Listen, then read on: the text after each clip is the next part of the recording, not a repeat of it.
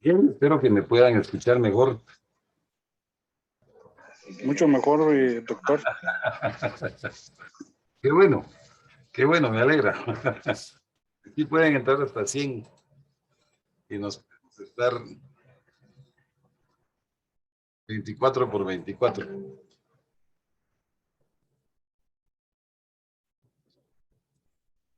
Bienvenidos sean, jóvenes. Buenas noches. Ustedes me dirán, Eddie, si comienzo de nuevo o qué hacemos.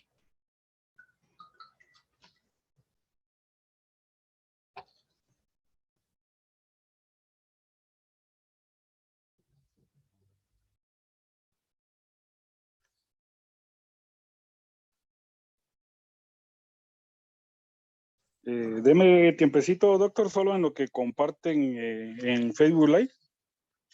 Está muy bien. ¿Y qué me aconseja? ¿Recomenzar? ¿Cómo? ¿Recomenzar la exposición? Sí, sería bueno. Bien.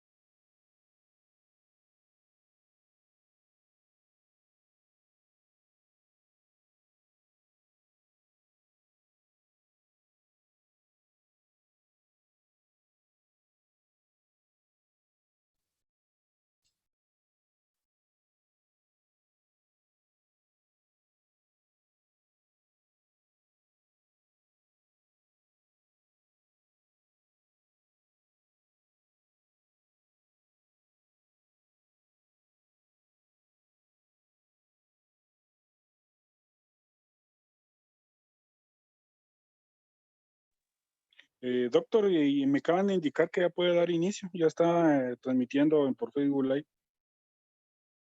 Excelente. Ya veo ahí a la licenciada. Bienvenida sea. Solo que ahora siguen entrando. Van 86, quedan 89, 90, quedan 10 lugares. Muchas gracias, doctor, y perdone los inconvenientes. No tenga pena, no tenga pena. Solo estamos dando ingreso a jóvenes. Y a los demás que no puedan ingresar, pues estarán viendo en el Facebook Live. Claro. Sí. Bien, entonces comencemos de nuevo. Vamos a ver.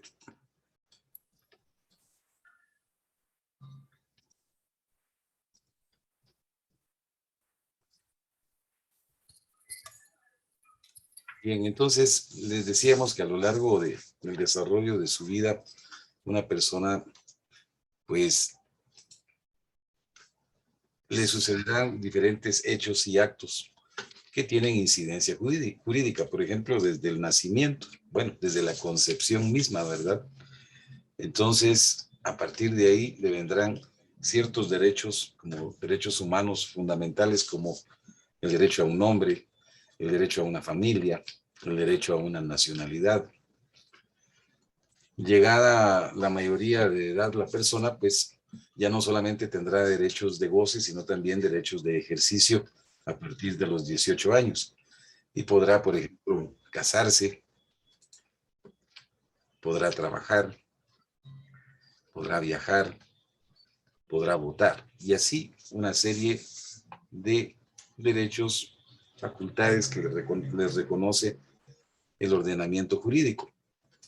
En lo negocial podrá, por ejemplo, suscribir un contrato, adquirir un crédito, asimismo obtener una tarjeta de crédito, comprar un inmueble, etc.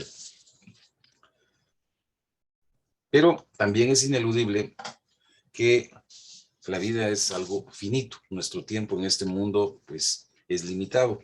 Y les decía que el filósofo alemán Martin Buber ha dicho que el hombre debe afrontar su existencia como ser que sabe que ha de morir. Entonces, frente a este hecho natural, lo finita que es la vida, deben el derecho a aportar soluciones, ya que no puede permanecer indiferente, ni soslayar el desarrollo sistemático de toda una normativa que prevea cuáles son las consecuencias que devienen de manera inmediata a causa del deceso de una persona.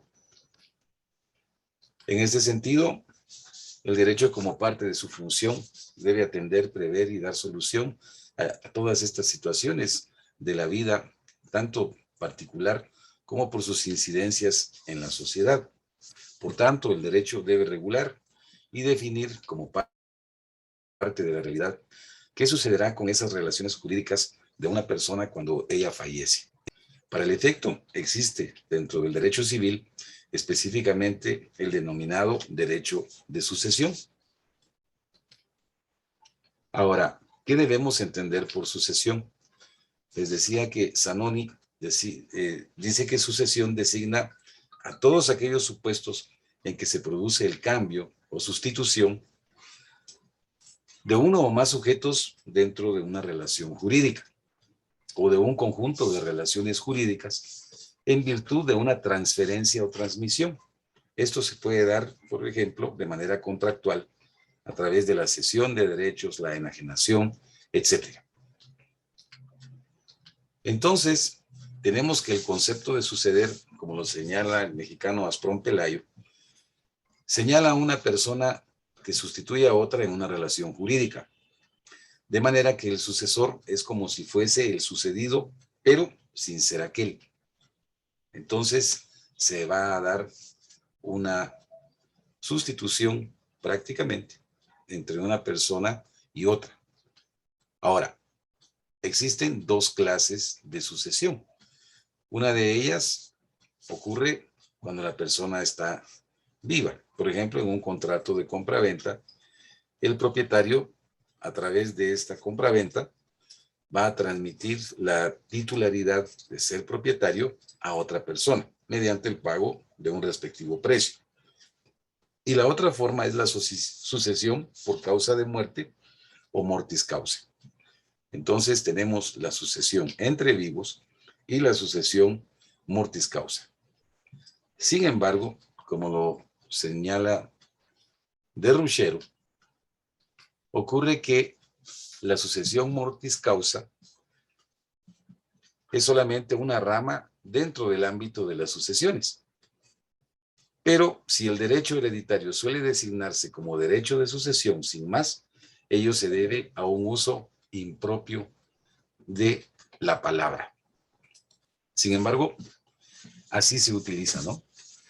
Entendiendo por derecho de sucesión aquel que se refiere precisamente a la sucesión mortis causa.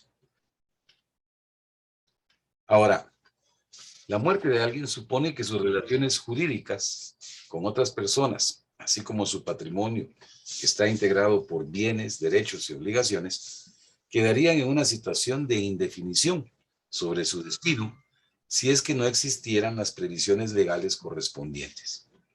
Entonces, eso es lo que trata precisamente de atender el derecho sucesorio. Además, debe tomarse en cuenta lo referente a la familia, considerarse cuál sería su situación si no tuviera derecho sobre el patrimonio de la persona fallecida, una vez ésta fallezca. Imagínense ustedes un padre de familia, fallece de manera imprevista, entonces, ¿qué sucederá con la familia? En términos de el patrimonio que el fallecido tenía, ¿se le reconocerán derechos o no? Asimismo, también tienen interés particulares, otras personas, terceros, como los acreedores y los deudores. Por ejemplo, para poder cobrar los créditos o bien para poder cobrar las deudas que estuvieran pendientes de cumplimiento en relación a la persona fallecida. Entonces, el derecho establece qué ocurre con las relaciones jurídicas de una persona cuando ésta muere, mediante la regulación de las sucesiones mortis causa. Esta rama del derecho civil prevé, por tanto, cómo proceder jurídicamente al término de la vida de una persona en lo que respecta a sus relaciones jurídicas patrimoniales, las cuales no se extinguen con la muerte, porque existen ciertos derechos que son personalísimos que sí se extinguen con la muerte, como por ejemplo el usufructo, el uso, la habitación, el derecho al nombre, ya, el derecho a la nacionalidad, etcétera. Pero específicamente lo patrimonial subsiste, entendido como derechos, bienes y obligaciones. Entra buena parte de su sustento en las instituciones de desarrollo. ¿Qué se busca con el derecho de sucesión? Bueno, pues se busca mantener vigentes las relaciones jurídico-patrimoniales del causante y poder ejercitarse con posterioridad a su muerte sus derechos y cumplir oportunamente sus obligaciones.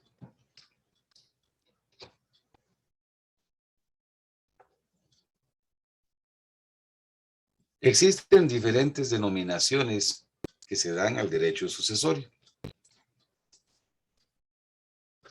Tenemos derecho sucesorio, derecho de sucesión por causa de muerte, derecho hereditario y derecho de sucesión hereditaria.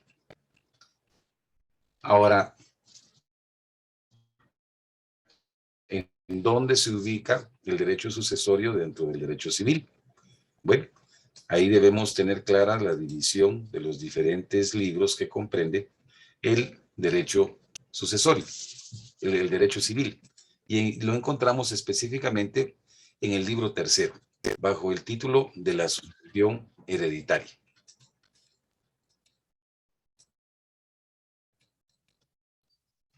Este es un enfoque eminentemente positivista porque atiende precisamente a lo que está regulado dentro de un código, o sea, dentro de las leyes que emite el Estado, pues entonces se establece a dónde corresponde específicamente, y esto corresponde al derecho civil.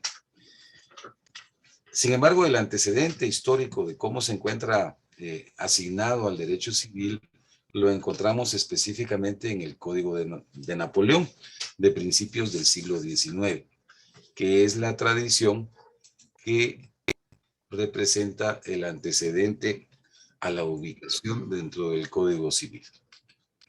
Ahora, podemos ya ver específicamente cuáles son las fases que comprende el derecho sucesorio.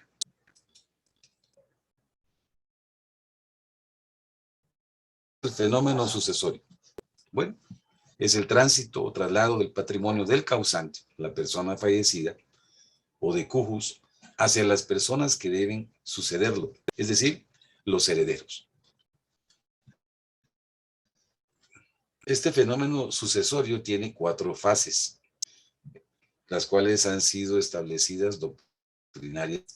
Entonces, tenemos por una parte la apertura de la sucesión, luego la vocación hereditaria que puede existir, la delación de la herencia y finalmente la adquisición de la herencia.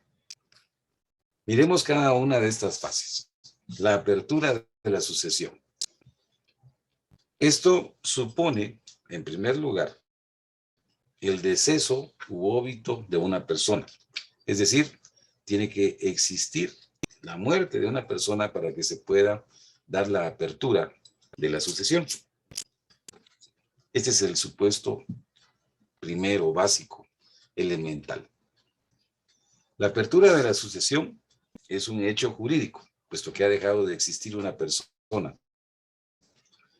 Tomar posesión de la herencia a quienes se considera que son los probables herederos para que se les transmita en propiedad. Aquí es donde comienza precisamente la transmisión del patrimonio del decujus a los herederos y legatarios por causa de muerte. Entonces tenemos al causante, tenemos el patrimonio y aquí se está dando el inicio de la transmisión de la sucesión hacia los herederos. Histórico, tenemos que existió lo que se denominó la muerte civil. Esto es algo que rara vez se nos menciona. En los ateos se reconocía lo que se conoce como la muerte civil o civilitis mortus. Esta podía ocurrir especialmente por 2 eventos: la condena criminal de una persona a manera de pena, o bien por la profesión religiosa, tomar los hábitos. En este caso, estas 2 personas iban a perder patrimoniales, no podían tener patrimonio y por lo tanto tenían que realizar la transmisión de todos sus bienes. Entonces, el ordenamiento jurídico permitía esa transmisión de todos los bienes, la sucesión del patrimonio del condenado penalmente o bien del ordenado como religioso. Entonces, aquí tenemos un religioso con un patrimonio y él, por haber tomado los hábitos religiosos, viene y transmite en vida todos sus bienes hasta quedar desposeído de su propio patrimonio. Esto en la actualidad pues ya no existe como tal legalmente. Los romanos viventis nulla hereditas est, no existe herencia de la persona viva. Pero esto se dio en Europa, como les digo, durante cierta época del feudalismo. El hecho de la defunción, que es el supuesto del cual parte el proceso sucesorio, debe demostrarse como algo indubitable, con una efectividad tal que no deje dudas. Ahora, pues como sabemos, las actas del registro civil serán el medio normal para poder acreditarlo. Entonces, como prueba del causante, va a ser indispensable, de acuerdo con lo establecido en el Código Procesal Civil y Mercantil, que este es uno de los propósitos del proceso sucesorio. Y dice, el proceso sucesorio, en el artículo 450, deberá establecer cuando menos, primero, el fallecimiento del causante o su muerte presunta.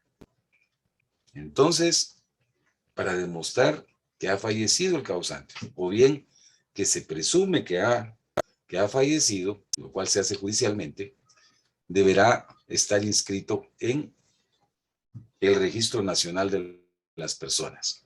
Según la ley del RENAP, artículo 6, dentro de sus funciones se encuentra comprendido el establecer las fechas del nacimiento o defunción de una persona. De manera que si la persona ha fallecido, este hecho debe estar inscrito en el registro civil y esto se acreditará con la que ha fallecido. Se promoverá la declaratoria judicial de ausencia y posteriormente la muerte presunta. Y una vez dictada esta muerte presunta, pues habrá de ser inscrita en el Registro Nacional de las Personas. Esto se tramita conforme a lo regulado en el Código Procesal Civil y Mercantil. Esta fase del fenómeno sucesorio, es decir, la apertura de la herencia, se encuentra prevista específicamente en el Código Civil. En el artículo 918 dice sobre la transmisión de la herencia que los derechos a la sucesión de una persona se transmiten desde el momento de su muerte. Ahora, evidentemente va a ser necesario realizar la tramitación del proceso sucesorio, pero se considera que los efectos de la declaratoria de herederos se retrotraen al momento del fallecimiento del causante. Entonces, esa es la importancia que tiene la partida de defunción o bien la inscripción de la muerte presunta, porque a partir de esa fecha y hora de la inscripción, el heredero habrá de suceder al causante y esto le da certeza. El sucesor, para el efecto, debe reunir dos requisitos para que pueda asumir la sucesión: estar vivo y tener capacidad para sucederte. Acá cobran importancia dos figuras: la comorencia, prevista en el artículo 3 del Código Civil, y el nasciturus, es decir, el concebido pero no nacido. Como ustedes recordarán de su curso de Derecho Civil 1 de familia, la comorencia o comoriencia es cuando no se puede establecer en un mismo evento que han fallecido dos personas quién murió primero. Entonces la presunción legal es que los dos fallecieron al mismo tiempo, de manera que uno no pudo suceder al otro, si es que eran parientes. Ahora, en cuanto al nasciturus, pues sucede cuando el padre fallece y el hijo ya está concebido, pero todavía está en gestación. De manera que no se sabe si va a ser viable, si va a estar vivo, como para poder recibir la herencia, ¿ya? Ahora, si nace y es viable, entonces se le llama hijo póstumo. Ahora, ¿cómo demuestra el posible heredero estar vivo? Bueno, lo demuestra radicando el proceso sucesorio, ya sea que este proceso sucesorio sea testamentario cuando hay testamento, y así se inicia o radica la reclamación del derecho a suceder al causante. La tramitación del proceso sucesorio se puede realizar en dos formas, ya sea en forma ante juez competente o bien en forma extrajudicial, o sea, ante un notario, lo cual lo autoriza el mismo Código Procesal Civil y Mercantil. Esto se puede ver en el artículo 453 del Código Procesal Civil y Mercantil. La otra, para demostrar que se está vivo como heredero, es presentándose a la Junta de la tramitación del proceso sucesorio, testamentario o intestado. Existe una fase en la cual se convoca a que los que se consideren con derecho a la herencia, ya sea como herederos, como legatarios, o bien incluso los acreedores pueden presentarse a la Junta de Herederos. Este es un acto obligatorio, el cual se cumple publicando un edicto, es decir, publicando una convocatoria en el diario oficial a las personas que se consideren con derecho a suceder al causante o que tengan interés en la mortual, quienes habrán de concurrir en un día y hora específicos ante el juez o notario, precisamente para que se realice la junta en la que se deben presentar todos los interesados. Sobre este acto de junta de herederos, habrá de levantarse un acta que formará parte del expediente de tramitación del proceso sucesorio. La otra posibilidad también de acreditar que alguien es que se le mencione en el expediente de tramitación, por ejemplo, que la persona se encuentra en el extranjero o que no se le puede localizar. Tiene un derecho como hijo, por ejemplo, pero se desconoce cuál es su paradero. Entonces, se alude o se menciona a esta persona como posible heredera dentro del proceso sucesorio. Supongamos, está en Estados Unidos, que esa es una realidad para la cantidad de migrantes guatemaltecos que se encuentran en el extranjero. Entonces, tiene derecho, pero no se le puede localizar de manera inmediata.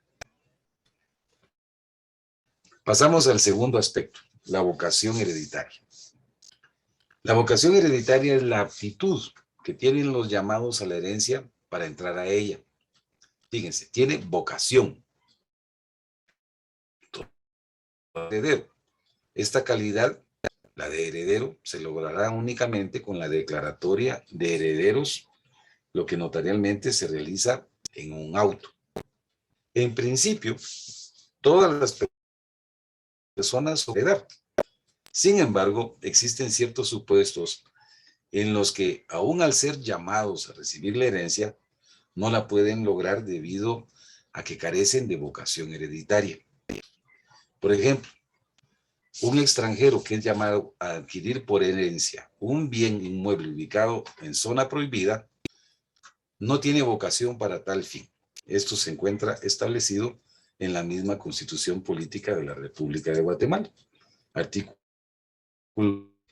que establece limitación en cuanto a las franjas fronterizas. Y dice, solo los guatemaltecos de origen o las sociedades cuyos miembros tengan las mismas calidades de guatemaltecos, ¿verdad?, podrán ser propietarios o poseedores de inmuebles situados en la faja de 15 kilómetros de ancho a lo largo desde la línea divisoria. ¿A qué se debe esto? Imagínense ustedes que un país vecino decidiera ir ganando terreno hacia adentro de las fronteras de otro, comprando o bien recibiendo en herencia.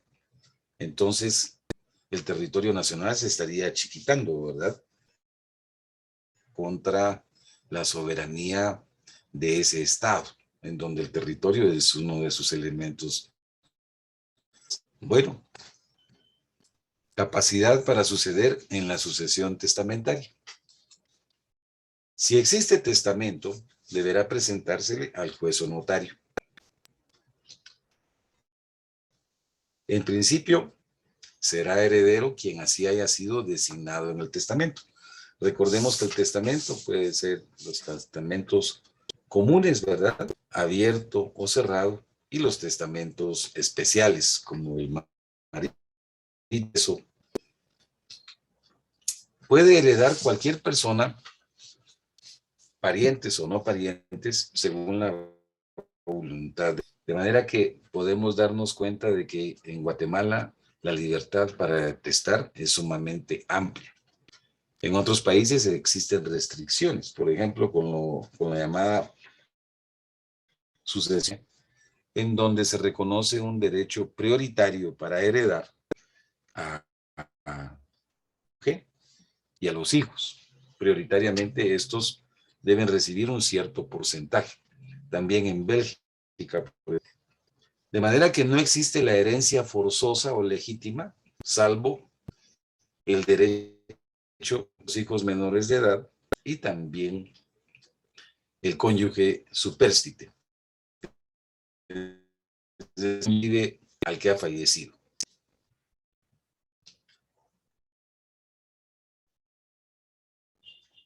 Además tenemos al legatario.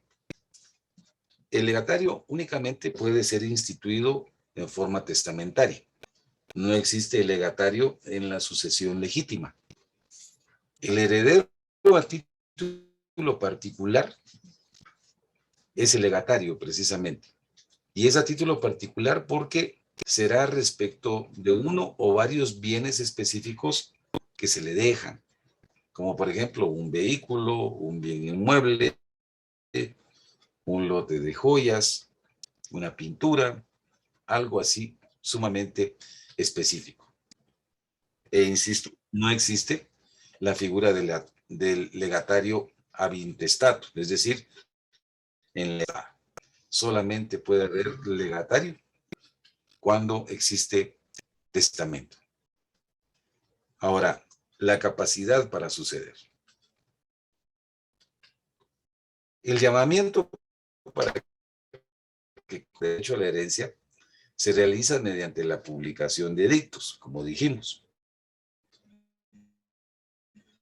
públicos de las ciudades y poblados. Así se hacía antes, precisamente pegando rótulos en los postes o en las puertas, y en el cual se da noticia de algo que sea notorio para todos.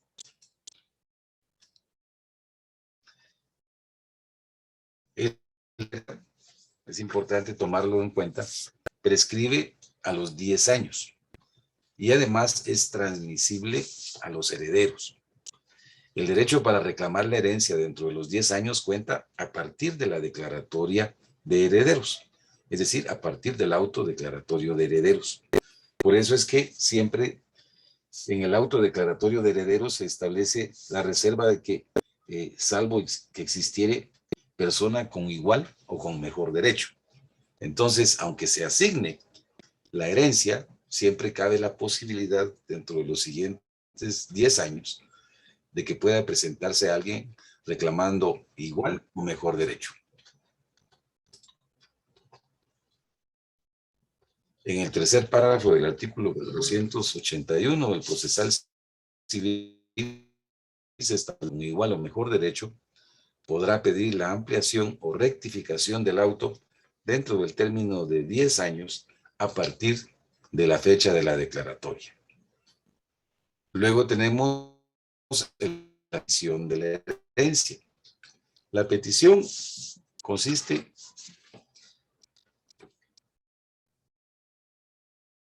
en la acción real que la ley concede al heredero preterido contra el que detenta la herencia para hacer valer su vocación y obtener la entrega del acervo hereditario con los frutos, accesiones e indemnizaciones que correspondan. ¿Qué es preterido? Pues el que se omitió en la institución de la herencia, al que no se le mencionó, ¿ya? Y tiene un derecho preferencial, ¿no? Y no ha sido desheredado expresamente. En el artículo 485 del procesal civil se establece cuando comparezca alegando su condición de heredero, se formará con su solicitud pieza separada, continuando mientras tanto la gestión del administrador hasta que haya declaratoria de heredero en favor del peticionario. Declarado el heredero, cesará la administración y la posesión de la herencia en el estado en que se halla. O sea, si ya se vendieron ciertos bienes, pues estos ya no forman parte de la masa hereditaria. Y sin perjuicio de las demandas de responsabilidad que pudiera tener contra el administrador por dolo, culpa o negligencia en el ejercicio del cargo.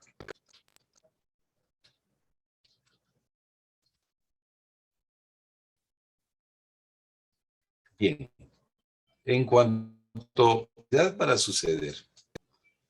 Dijimos que es la aptitud para la vida jurídica en materia sucesoria. Y esto requiere de que se cumplan ciertos supuestos. La existencia, por eso hablábamos del que no ha nacido o de la persona que ya ha fallecido. Quien no existe no es persona y no puede ser sujeto de derechos y obligaciones. Por ejemplo, quien muere antes de que fallezca el autor de la herencia. En cuanto a la capacidad, pues no basta con existir para ser heredero. Además, se requiere no caer en las incapacidades que marca la ley. Por ejemplo, el notario que autoriza el testamento común abierto existe, pero es incapaz de heredar debido a que hay una prohibición legal para que herede. Y otro aspecto es el de la dignidad. De manera que tenemos que el sujeto que desea heredar existe, es capaz, pero por razones de orden ético, al legislador le parece que no debe heredar, salvo que el autor de la herencia establezca esto debido a que ha de alguna manera atentado contra la vida o la dignidad del causante. En cuanto a la incapacidad por falta de personalidad, tenemos, como decíamos, al que no ha nacido o bien al que ya falleció. Otras incapacidades para suceder por falta de personalidad. Lo adecuado sería estudiarlas bajo el concepto de falta de legitimación, debido a que los extranjeros, las asociaciones religiosas y los ministros de los cultos no carecen de personalidad, sino que en determinadas circunstancias no son aptos para adquirir por herencia, aunque puedan haber sido favorecidos en el testamento, carecen de vocación hereditaria porque así lo establece la ley. Entonces, dentro de estas incapacidades tenemos por presunción de influjo contrario a la libertad del testador o bien a la verdad. Y dentro de ello tenemos, por ejemplo, lo establecido en el artículo 926, numeral 1, que no puede ser heredero ninguno de los ministros de culto que haya asistido a la persona, tampoco los médicos o cirujanos que le hayan asistido, el notario y sus parientes, según el numeral 3 de ese mismo artículo. Dense cuenta que aquí la prohibición es más amplia, porque está hablando no solamente del notario como tal, sino también de los parientes de él. Los testigos instrumentales que hubieran intervenido para la autorización del testamento, que por lo regular serán 2 testigos instrumentales. Luego, y sus parientes tampoco pueden heredar.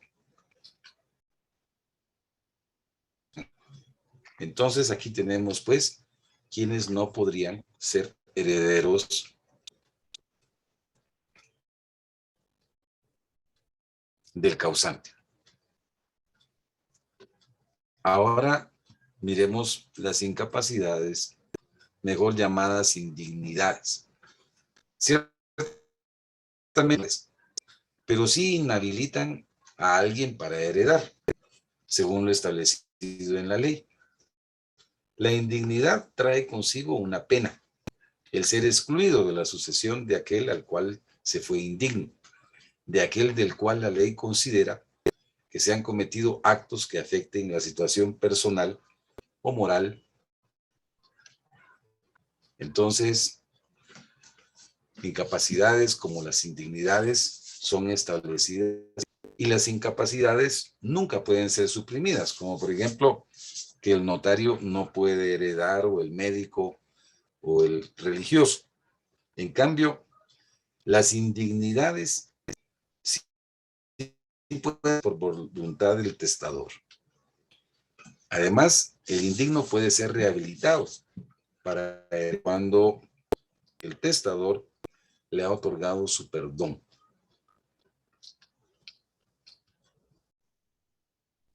Y esto se encuentra previsto en cuanto a las incapacidades en el artículo.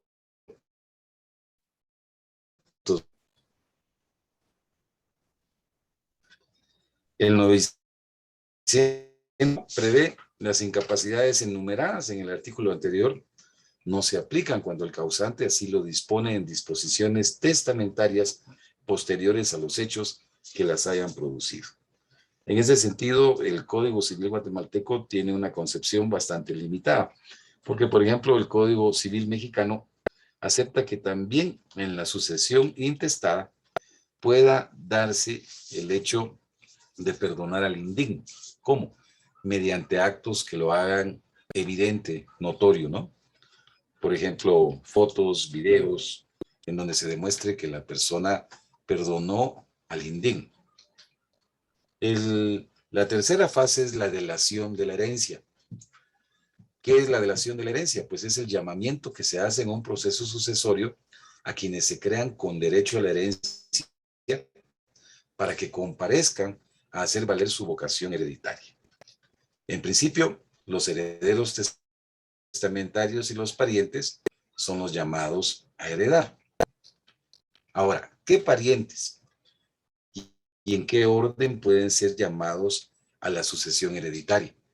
Entonces, aquí tenemos que tomar en cuenta nuevamente nuestro Civil 1 y ver el parentesco de consanguinidad en línea descendente. Y tenemos al autor de la herencia, solo estoy moviendo esto, al autor de la herencia, y luego nos vamos. Sus descendientes en primer grado, los hijos, en segundo grado, los nietos, en tercer grado, los bisnietos, hasta el cuarto grado, que serían los tataranietos. Entonces aquí tenemos el parentesco por consanguinidad en línea descendiente, que, como recordamos, en Guatemala llega hasta el cuarto grado. En otros países llega hasta el quinto grado. Ahora, también tenemos el parentesco de consanguinidad en línea ascendente. Si no hubiera descendencia, entonces la ley prevé que se puede llamar a los parientes consanguíneos en línea ascendente. ¿Y quiénes son estos parientes consanguíneos en línea ascendente? Entonces acá tenemos al autor de la herencia. En primer lugar estarían sus padres. En segundo grado estarían sus abuelos paternos, sus abuelos maternos. En tercer grado estarían los bisabuelos paternos, los bisabuelos maternos. Y en cuarto grado estarían los tatarabuelos. Bien, además de esto tenemos el parentesco colateral. Y el parentesco, tenemos al autor de la herencia, sus padres, que son parientes ascendientes en primer grado, y aquí empieza la colateralidad, los hermanos. Los hermanos son parientes colaterales en segundo grado. Recordemos, tenemos como epicentro al causante. Sus padres son el primer grado. Y aquí empezamos la colateralidad, los hermanos. Entonces los hermanos son parientes colaterales en segundo grado. Y parientes, los sobrinos, son parientes colaterales en tercer grado. Y además de ellos tenemos a los hijos de los sobrinos, que son parientes colaterales en cuarto grado. Sin embargo, el parentesco colateral no se agota ahí, sino que también tenemos a los abuelos paternos y maternos y tíos maternos y paternos, que serían parientes colaterales en tercer grado, y a los primos, que son parientes colaterales en cuarto grado. Además, tenemos autor de la herencia, padres, abuelos paternos y maternos, bisabuelos paternos, y llegaría hasta los tíos, abuelos, paternos y maternos. Es algo bien interesante esto del parentesco una vez se esquematiza. Ahora, además tenemos la posibilidad, la sucesión por representación. ¿Cómo ocurriría esto? Bueno, tenemos al autor de la herencia. Por ejemplo, tuvo 3 hijos, 2 varones y una hija. Estos serían los hijos, los herederos por derecho propio y recibirían por cabeza. Miremos esto. El primer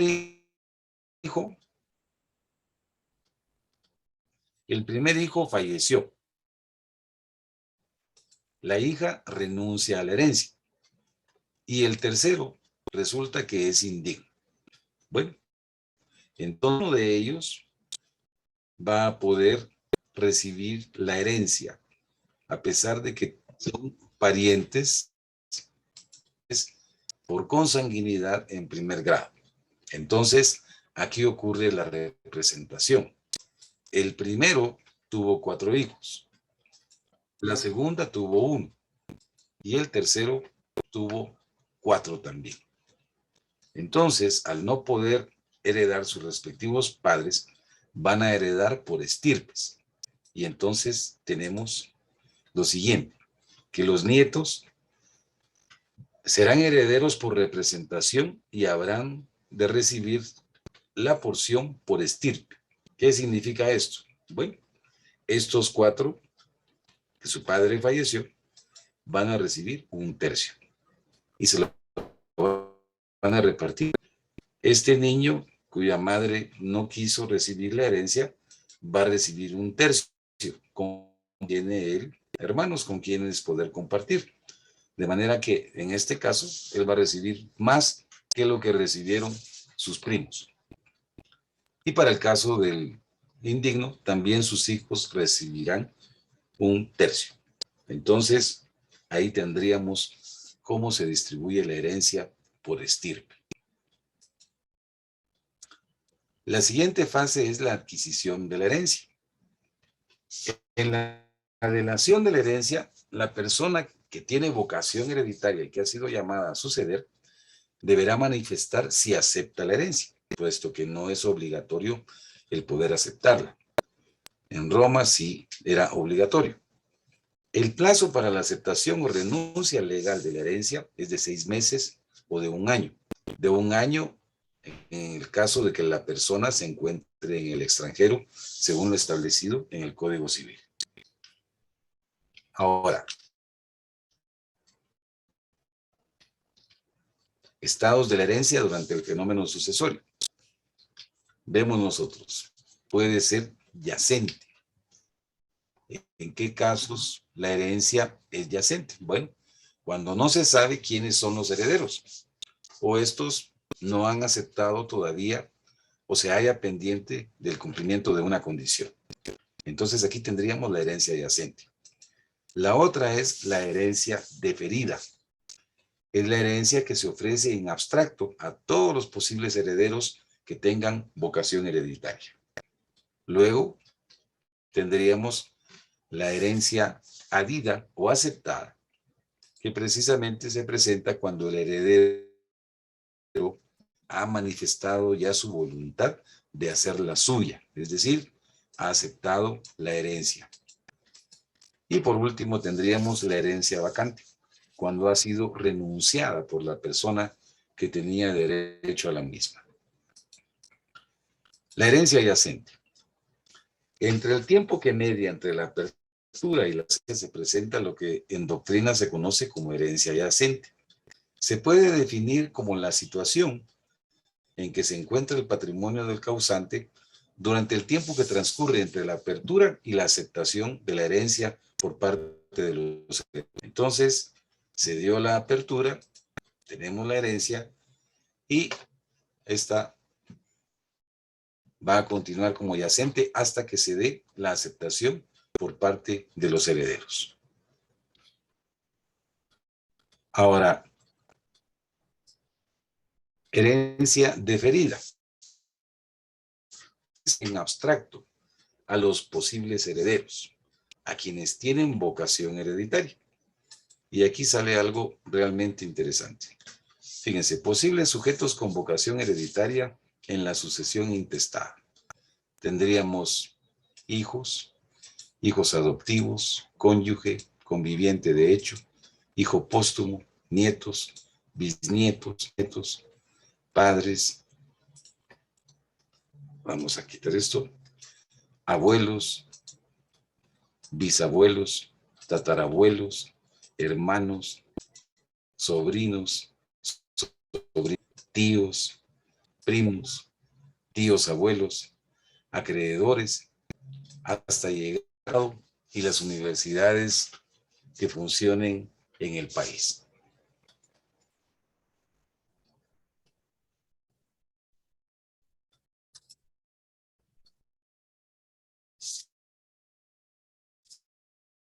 Adida o aceptada. Este es el caso más frecuente. Pues ocurre cuando el heredero o testamentario intestado, generalmente un hijo o nieto, acepta la herencia. Puede darse la representación, como vimos anteriormente, y la herencia vacante, conforme lo establecido en el Código Civil, artículo 1031, si pasa el término de la aceptación sin que nadie se presente a reclamar la herencia, ni exista heredero a quien manifiestamente pertenezca o han renunciado en derecho, se declarará vacante la herencia arreglándose a las prescripciones del Código Procesal Civil, evidentemente. Bueno, entonces resulta que no hubo aceptación de la herencia o bien se renunció a la misma.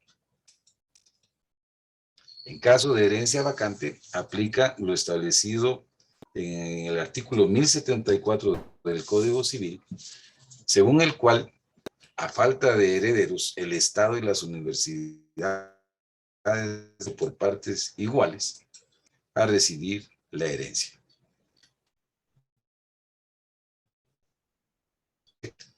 ¿Cuántas universidades? Creo que son como 10 las que hay actualmente en el país, más el Estado. Les tocaría, pues, una 11ª parte a cada una. Y vamos propiamente al procedimiento notarial para la tramitación del proceso sucesorio. Aquí vemos precisamente lo de jurisdicción, que era lo que interesaba.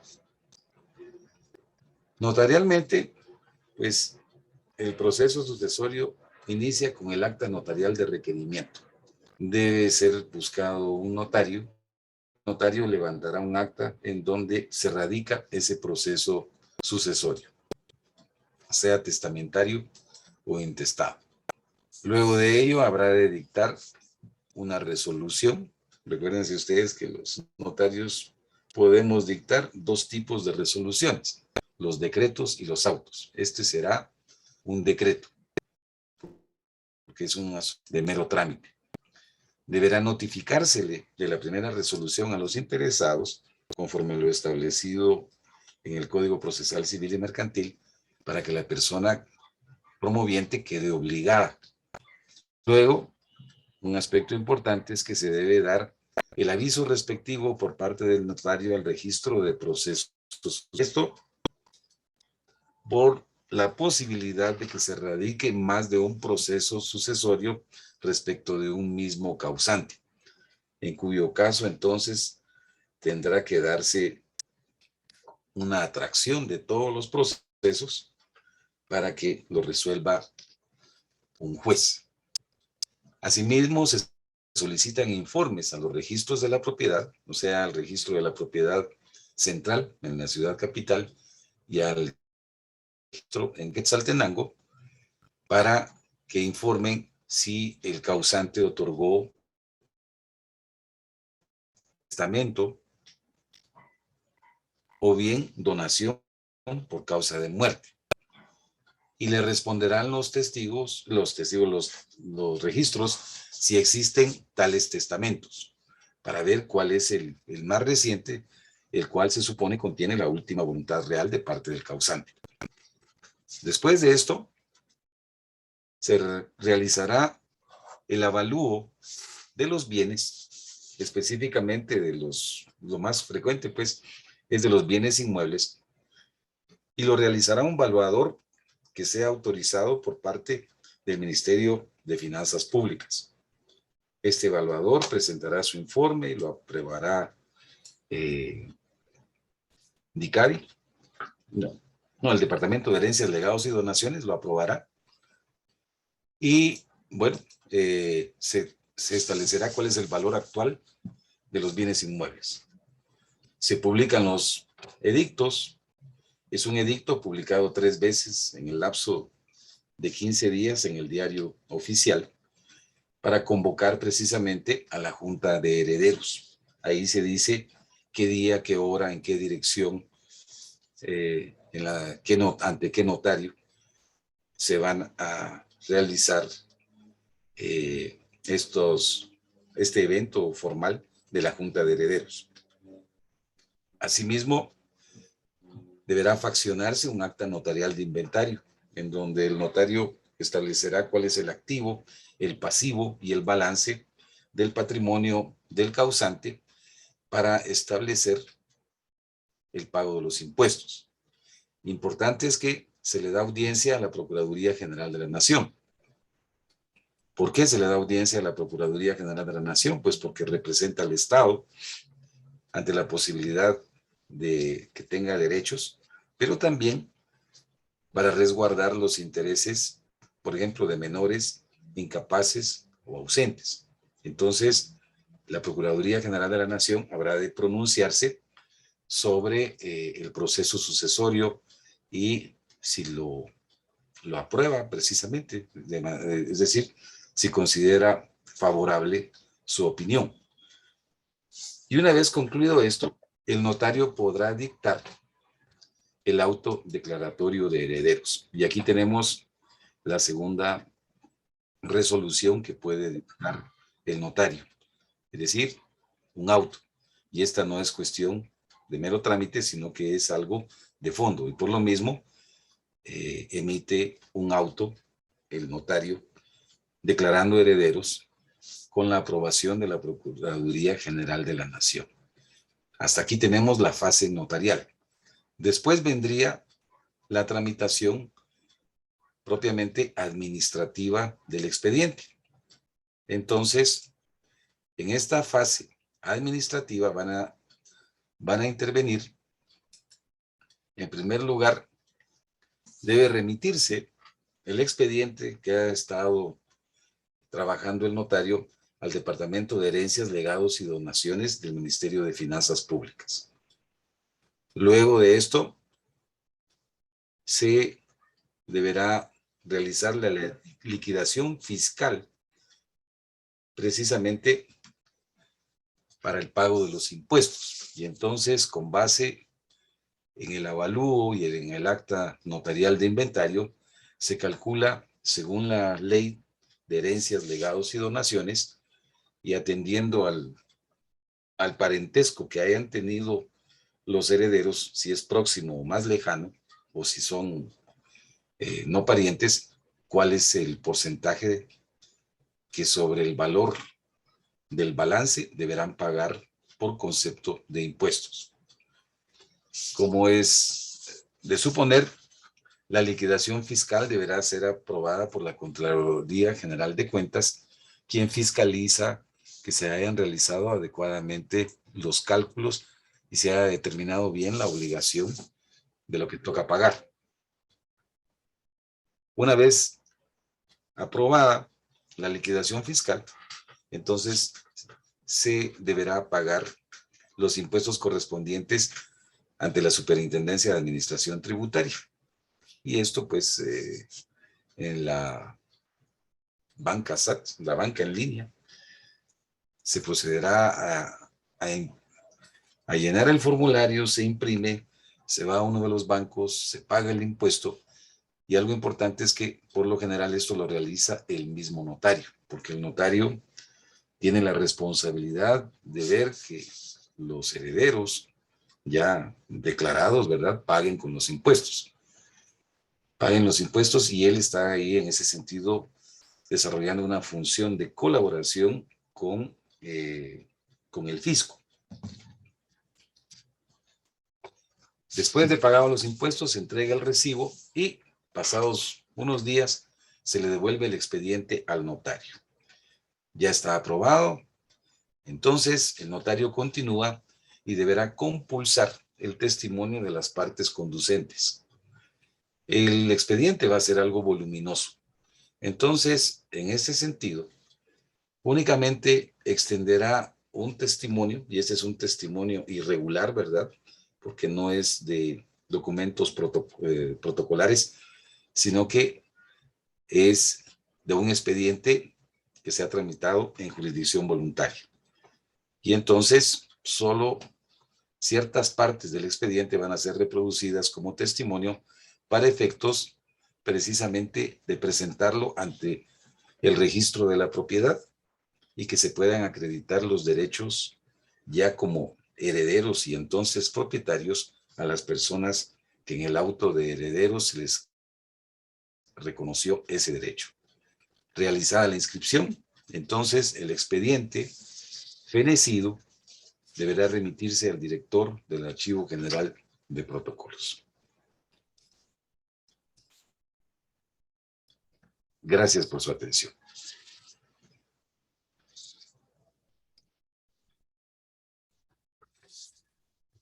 Bien, lamentablemente, Doctor.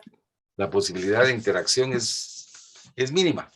Sí, Espero doctor. no haberlos aburrido tanto, que no haya sido demasiado pesado y que a pesar de las dificultades técnicas, pues les haya parecido interesante. Doctor, para el Centro Universitario del Quiché ha sido un honor tenerlo con nosotros en esta clase, ¿verdad? Es el tema que estamos conociendo dentro del noveno ciclo. Y pues también tenemos estudiantes del séptimo ciclo en mi caso, ¿verdad? Del curso, y varios de, como usted mismo lo mencionaba al inicio de la conferencia, de otros centros universitarios, compañeros docentes a los cuales también me escribieron, ¿verdad? Agradeciendo su participación. Ha sido un verdadero honor tenerlo con nosotros, doctor José Antonio, gracias. Sus libros, pues a nosotros los docentes igual nos han ayudado a facilitar la enseñanza en este caso, y muchísimas gracias por su participación en nombre de, por los problemas técnicos que tuvimos, pues el ingeniero, el director del centro universitario, pues me encomendó la tarea de agradecerle infinitamente su participación en esta conferencia. Creo que nos ha llenado de mucho aprendizaje. En lo personal, uno nunca deja de aprender, y hay cositas que en la práctica igual son las que se van aprendiendo, como les digo a los estudiantes. Y de verdad, de parte del Centro Universitario del Quiché, pues tenemos un reconocimiento que se le hará llegar, doctor, en nombre de nuestras autoridades administrativas, el ingeniero Porfirio Marroquín, el maestro Esteban Barreno, que estuvieron dándole la bienvenida. Pues me encomendaron la tarea de leer el reconocimiento que se le otorga en este momento. Dice: Centro Universitario de Quiché, Universidad de San Carlos de Guatemala, licenciatura en Ciencias Jurídicas y Sociales, Abogacía y Notariado. Otorga el presente reconocimiento a doctor José Antonio Gracias González por su participación como expositor en la conferencia Jurisdicción Voluntaria y Derecho Sucesorio, realizada por estudiantes de la carrera de Ciencias Jurídicas y Sociales de este centro.